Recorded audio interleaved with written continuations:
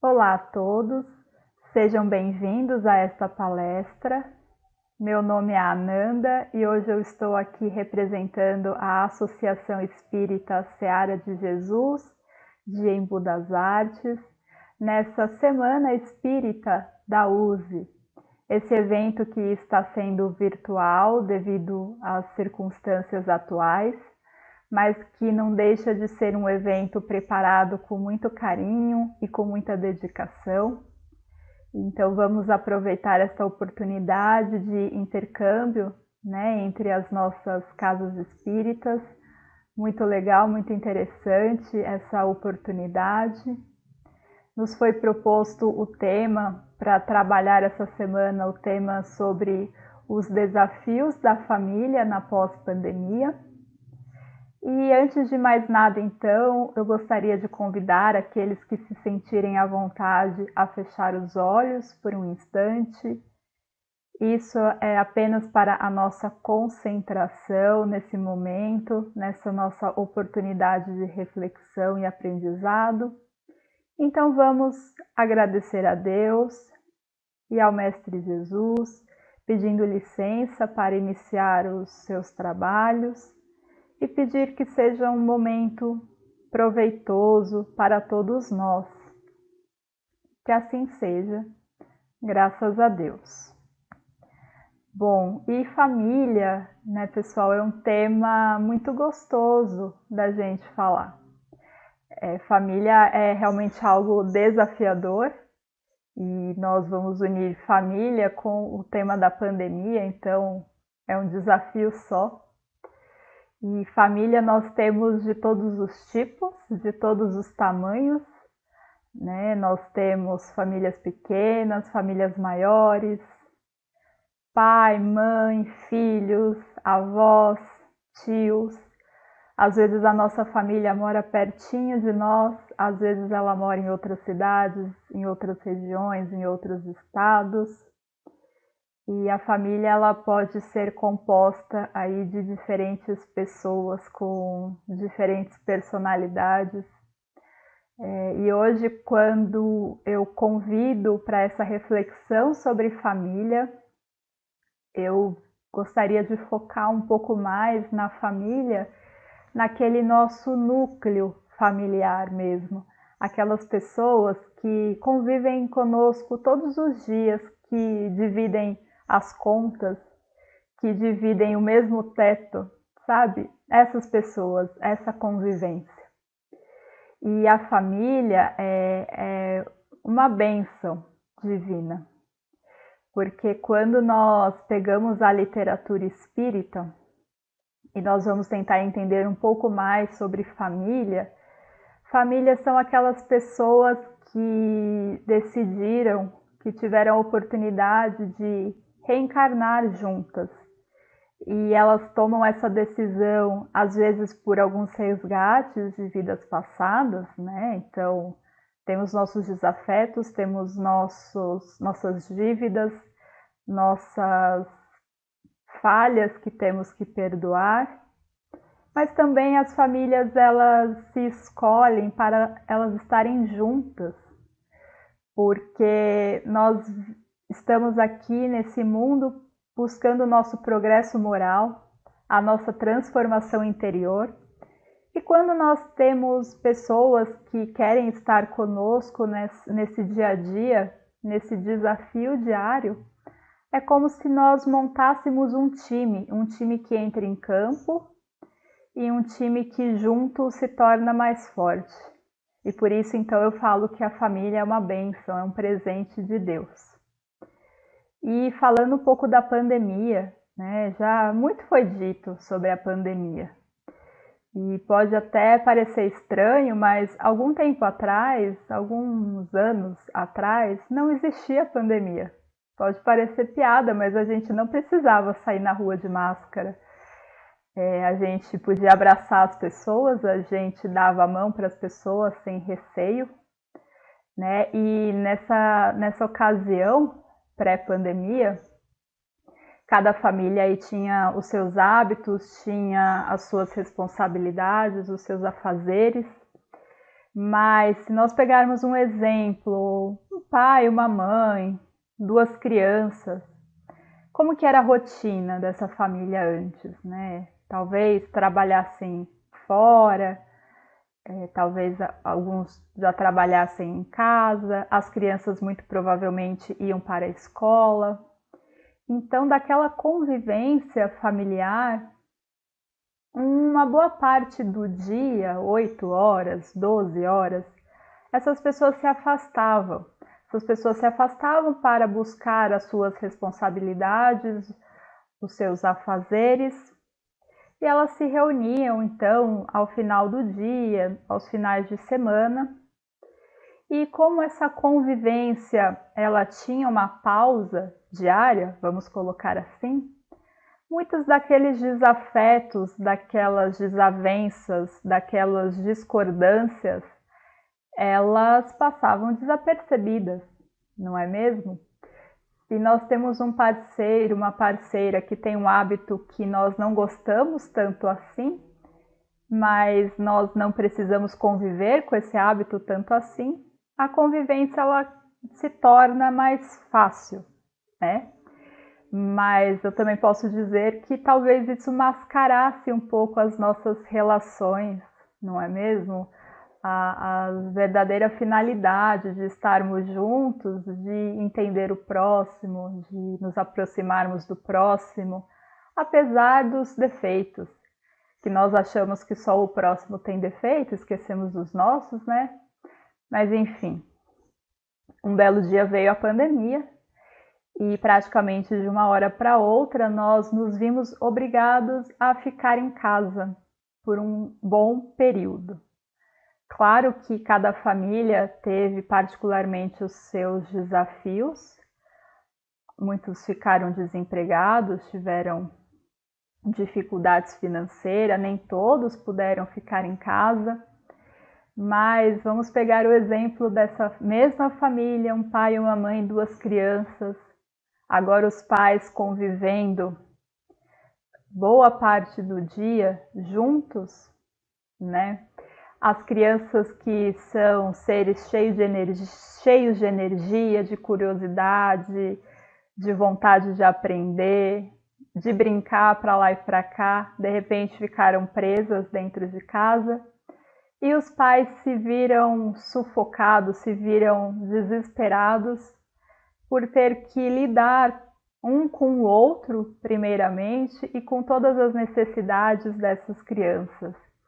E foi nesse momento que muitas famílias, infelizmente, não souberam se adaptar e vieram a ruir, porque realmente quando a convivência ela fica assim tão próxima por tanto tempo, nós começamos a entrar realmente no outro. E se nós não estamos preparados ou não estamos dispostos a passar essas barreiras, as nossas famílias realmente podem desmoronar, né? E esse foi um dos grandes desafios da pandemia, de pararmos para refletir sobre quem somos e sobre quem queremos ser.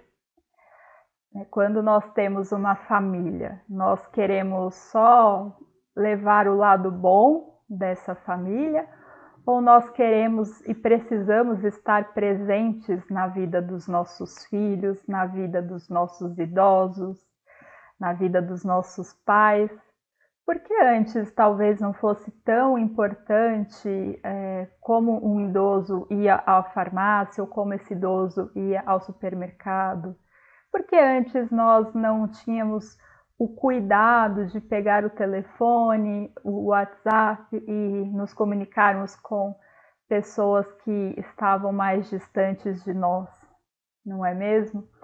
E a pandemia, ela veio trazer toda essa reflexão, ela veio evidenciar as nossas ainda falhas morais que todos temos e veio nos dar a oportunidade de reativar, de reavivar essa nossa convivência familiar. né, com o fantasma da doença, o fantasma da morte. Nós sabemos que a morte não existe, mas todo esse fantasma que nos atemorizou, que influenciou na nossa saúde mental e ainda influencia, tudo isso nos fez valorizar pequenas coisas e pequenas convivências com os nossos familiares. Como é bom ter saúde e assistir um filme, assistir televisão com aqueles que nós amamos. Como é bom pegar um livro, compartilhar as nossas reflexões. Ou simplesmente sentar junto no momento em que não estamos tão bem, mas saber que ao final do dia nós temos para onde voltar, nós temos um refúgio seguro. E essa é a importância da família. E quando nós falamos de família, falando um pouco também da doutrina espírita, lá no Evangelho segundo o Espiritismo tem um capítulo, uma parte que dá uma explicação sobre famílias consanguíneas e famílias espirituais. Isso vem nos esclarecer um pouco por que existem tantos conflitos, por que existem tantas diferenças de opiniões mesmo entre pessoas que estão juntas. E as famílias espirituais são aquelas pessoas que nós, por livre e espontânea vontade, quando estamos no plano espiritual, escolhemos estar juntos. São aquelas pessoas, aqueles espíritos que nós temos uma real afinidade. Tá? E aí nós construímos então laços com essas pessoas. Porém, nós já sabemos da nossa necessidade de progresso, a nossa necessidade de evolução moral. E nós sabemos que o planeta Terra é o nosso principal hospital, escola. E nós reencarnamos aqui para ter a experiência na matéria e resgatar algumas desavenças anteriores. Muitas vezes também temos espíritos que encarnam para auxiliar outros que ainda precisam de um puxão maior, pegar na mão, né? E quando nós então encarnamos, nem sempre nós vamos estar com os membros dessa família espiritual. Muitas vezes vamos estar com outras pessoas para atender aquelas necessidades daquele momento. E aí formamos então a família de sangue, a família biológica. Mas podemos ter diferentes opiniões, diferentes modos de pensar, diferentes modos de viver, cada um no seu estágio da sua evolução, com os seus defeitos e os seus aprendizados. E é por isso que temos tantos conflitos de convivência. Os conflitos aí, como eu já mencionei, foram mais evidenciados durante a pandemia. Tá? E no livro No Rumo ao Mundo de Regeneração, né, do Divaldo, nos esclarece esse momento que a Terra está passando, esse momento de transição planetária para que nos tornemos um planeta de regeneração. Então, tudo isso que acontece faz parte do nosso aprendizado. Mas Deus, soberanamente justo e bom, através do plano espiritual, de nossos amigos, de nossos mentores, jamais nos abandonaria. E esse livro até dá alguns exemplos de hospitais, onde o plano espiritual estava atuando com equipes de socorro durante o auge da pandemia, esclarecendo todos esses ensinamentos e nos dando força para passar por esses desafios. É um livro muito bonito, um livro que nos consola e que nos mostra que tudo o que está acontecendo é visto do plano espiritual, é acompanhado. Existem equipes que estão caminhando junto conosco, né? Então, aqueles momentos de desespero, de desesperança, de tristeza, eles foram bem fortes durante a pandemia, mas está na hora de nós deixarmos para trás e pegarmos essas lições para descobrir o que somos e o que queremos ser. Nós somos filhos de Deus que fomos criados para sermos perfeitos e está mais do que na hora de nós lutarmos por essa perfeição. E também no outro livro de Divaldo, o SOS Família, nos fala que Deus, ele cria tudo. Deus é a inteligência suprema que cria tudo.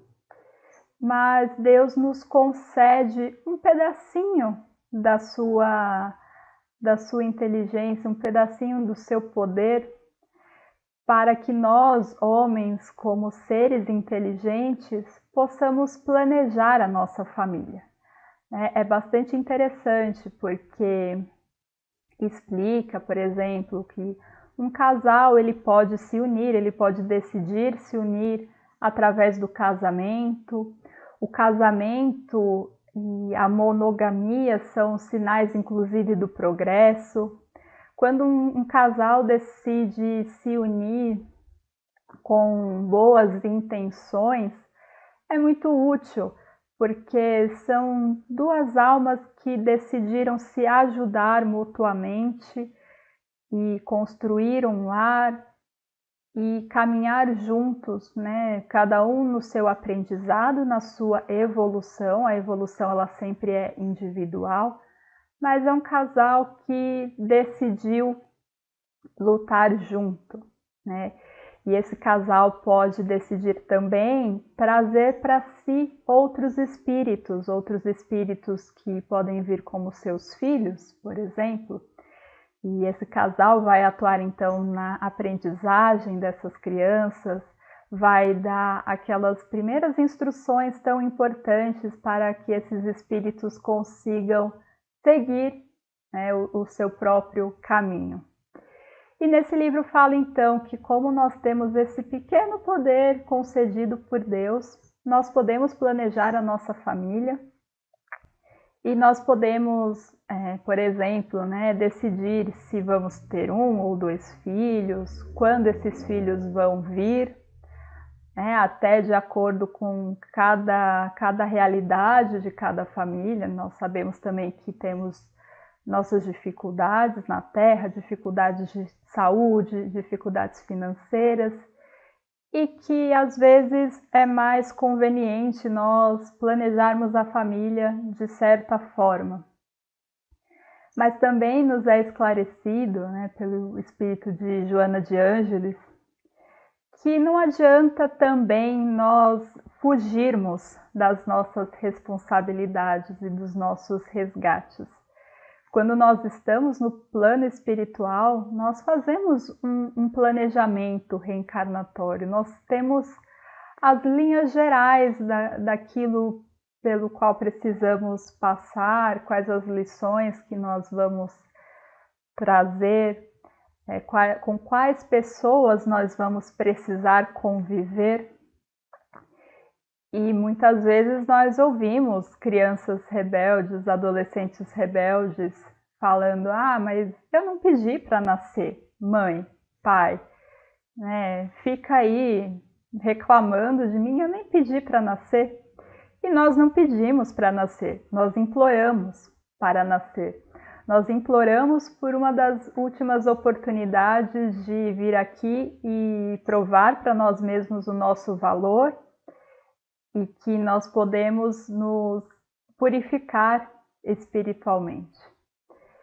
E então essas famílias vão se formando de acordo com essas necessidades e com esses compromissos que nós firmamos anteriormente, né? E não adianta a gente fugir. O universo e o plano espiritual, eles vão nos dando intuições, e se a gente parar com o nosso orgulho e prestarmos atenção, né, nessas intuições, nós vamos entender qual que deve ser o nosso próximo passo. E mesmo a gente tentando fugir quando as coisas elas têm que acontecer, elas acabam acontecendo. E eu vou até contar uma história pessoal, né? A minha família, tenho tios, tenho avós, tenho primos, mas o meu núcleo familiar é constituído por mim e por minha mãe. Então nós somos uma família bem pequena, né? E eu tenho 30 anos, então aproximadamente 30 anos atrás, um pouco mais, minha mãe ainda não tinha filhos e foi ao médico. E o médico pediu alguns exames de rotina, nada demais a princípio. Quando ela fez os exames, foi ao médico, o médico disse: então, você tem um problema no seu útero, uma doença no seu útero, e a minha recomendação é que você retire esse útero. E imagina a minha mãe, então, uma mulher ainda sem filhos, com o médico dizendo que talvez ela não engravidasse. E toda aquela pressão da sociedade, nossa sociedade ainda preconceituosa, de uma mulher sem filhos, né? Como que é isso? E a minha mãe refletiu uma difícil decisão, porque, por um lado, nós temos a possibilidade de ter um filho, mas numa situação que na época era bem delicada. E por outro lado, nós temos um profissional da saúde dando uma instrução, falando da sua saúde mesmo.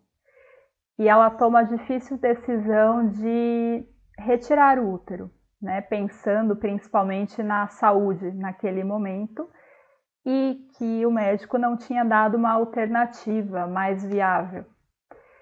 Então a minha mãe volta, toma essa difícil decisão, começa todos os preparatórios para a cirurgia, faz uma série de novos exames,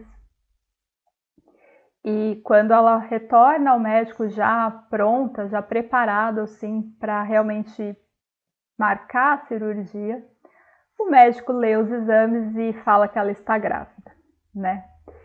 E cá estou eu então, tudo foi a favor do meu nascimento. Hoje minha mãe não tem mais a doença da época. E hoje nós temos uma convivência muito importante, um aprendizado que eu tenho com ela todos os dias, o agradecimento por ela ter me aceitado como filha, ter me dado a oportunidade de progredir nesse planeta. E tenho certeza também que ela tem bastante aprendizado da minha parte. Então, olha só como nós devemos valorizar a nossa família, a oportunidade que nós temos de conviver com pessoas que precisam de nós e pessoas das quais nós precisamos também. E nós temos a chance de trabalhar todas as nossas qualidades todos os dias com essas pessoas, né? Isso realmente é muito interessante. E falando então dos desafios da pós-pandemia, né? Então a pandemia ela veio para nos fazer valorizar esse nosso núcleo familiar, né? Nós relembrarmos por que existe a família, por que nós nascemos numa família, por que nós não vivemos sozinhos, né? A nossa evolução ela depende do nosso contato com o próximo. E esse contato com o próximo começa na nossa família. E os desafios da pós-pandemia, então, são o de manter essa convivência, né? Porque agora nós estamos retornando ao presencial, isso é muito importante, né? Até para a nossa saúde mental, para o nosso conhecimento, para o nosso desenvolvimento no nosso trabalho, mas nós não podemos deixar esse ganho que nós tivemos, né, de união, de convivência. Nós temos que tentar manter isso, não deixar isso se perder. Um grande desafio também é o de melhorar a nossa comunicação.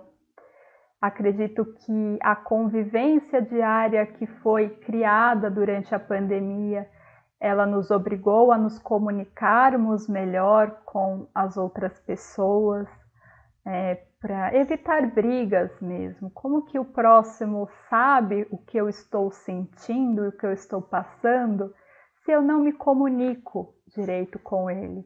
E também se eu não falo aquilo que me incomoda, ou se eu não o escuto quando ele tem uma necessidade. O escutar é muito importante também. Então a comunicação, ela é chave para os nossos bons relacionamentos. Isso com certeza se fortaleceu na pandemia. Nós até podemos ver que ficamos distantes fisicamente, mas nós tentamos nos aproximar de muitas pessoas através do meio virtual. Isso nos obrigou então a escrever mais mensagens, a gravar mais áudios, a abrir a câmera quando queríamos ver alguém. Então já estamos trabalhando essa comunicação e ela precisa continuar sendo trabalhada. E por fim, o grande desafio do pós-pandemia é algo que nós já sabemos há muito tempo, que Jesus já veio nos trazer, que Jesus já veio nos ensinar, mas nós insistimos em ser rebeldes e não aprender. Mas agora nós precisamos mais do que nunca, que é o desafio da caridade, né, pessoal? A caridade, quando ela é vivida em toda a sua intensidade, em toda a sua pureza, ela consiste de 3 itens: a benevolência, a indulgência e o perdão. A benevolência, que é a boa vontade com o próximo, é o querer bem, é o querer fazer bem, é o nos dedicar um tempo para ouvir aqueles que precisam, ou para ajudar em suas tarefas, ou para ajudar mesmo de forma material. Essa é a benevolência. A indulgência é entender que o próximo tem defeitos. Tem defeitos assim como nós temos. É entender que vai ter dias que algum de nossos familiares vai chegar em casa de rosto virado ou de mau humor e não levar isso para o pessoal, porque isso pode ser um problema lá de fora. É compreender que nem sempre o próximo vai nos agradar, vai nos entender. E o perdão. O perdão, se ele não está presente, ele também desmorona as famílias. Porque nós temos que ter a resiliência de passar por todas essas diversidades, por todas essas diferenças, por todos esses constrangimentos, por ofensas, e entender que o nosso irmão, ele está no seu momento evolutivo, no seu momento. E perdoar, então, esses momentos difíceis, assim como nós também vamos precisar da indulgência e do perdão daqueles que convivem conosco. Então, pessoal, para mim esse é o grande desafio da pós-pandemia, recapitulando, manter essa convivência próxima, apesar dos nossos afazeres e responsabilidades diárias, manter uma boa comunicação e trabalhar a caridade, porque já sabemos que fora da caridade não há salvação. A caridade é com todos. O grande objetivo é que toda a humanidade seja uma grande família espiritual, aquela família que, por livre e espontânea vontade, quer estar junto e se dar bem. Mas enquanto não chegamos nesse nível dessa família espiritual, abraçando toda a humanidade, vamos tentar pelo menos abraçar o nosso teto, o nosso convívio mais pessoal. Então é isso. Muito grata novamente de participar dessa semana com vocês. Agradeço aí a audiência, espero que tenha sido reflexões importantes para todos nós. E até a próxima, pessoal. Tchau, tchau.